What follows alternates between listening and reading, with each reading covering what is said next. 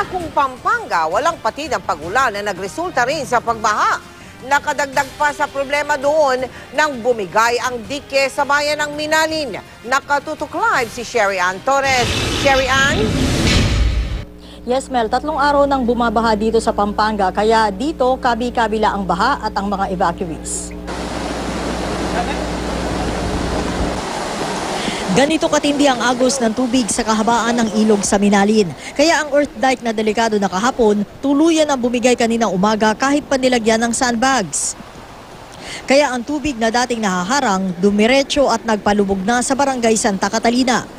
Baka ho dito na. Hanggang dito. Tsaka malakas po nga dito.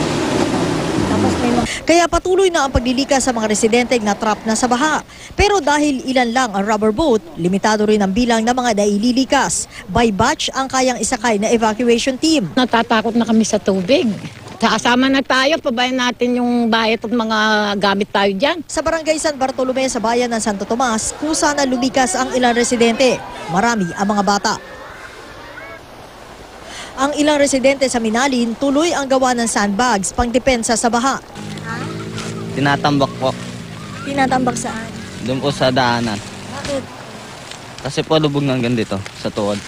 Yung magdamag na pag-ulan dito sa iba't ibang panig ng Pampanga, nagdulot hindi lang ng pagbagsak ng ilan sa mga puno gaya ng saging na nakita nyo kanina, kundi ng pagbabalik ng baha. Yung hanggang tuhod na nakikita nyo ngayon na baha dito sa kinatatayuan ko sa barangay San Francisco sa Minalin dito sa Pampanga, mas lumalalim daw habang pumapasok ka sa pinakapusod ng barangay na ito. Doon daw kasi sa bandang loob na yon, sabi ng mga residente dito, umaabot hanggang bewang yung baha. Kaya yung ginagawa ngayon ng iba't ibang mga otoridad dito sa Pampanga, ina-evacuate yung mga taga roon at inilalagay nila sa mas ligtas na mga lugar kung saan nga nakapwesto yung mga evacuation center. May ilang ayaw pang lumikas. Tuloy lang daw ang monitoring nila sa galaw ng tubig sa ilog.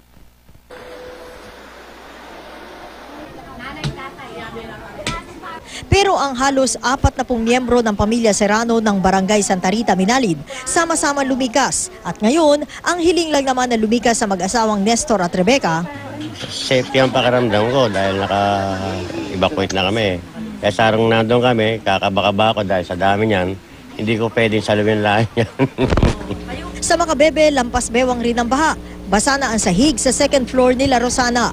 Kaya tiniis nila lakarin ang halos 2 kilometrong baha makalabas lang ng barangay San Gabriel. Maghahanap po kami ng kamag-anak namin na pwedeng malipatan. Mel, sabi ng Pampanga Provincial Administrator, 21 out of 22 municipalities dito ay baha. Samantala may naitala na rin sila na 3 patay, 2 nalunod, 1 na kuryente. Yung baha dito, Mel, ang pinaka-average ay umaabot hanggang tuhod. Samantala, naghain na rin na resolusyon sa Provincial Board ang isa sa mga provincial board members dito, no, para isailalim sa state of calamity ang lalawigang ito. Mel? Pero kamusta, Sherry Ann, ang sitwasyon ng mga evacuees sa mga evacuation centers? Sherry Ann? Oo.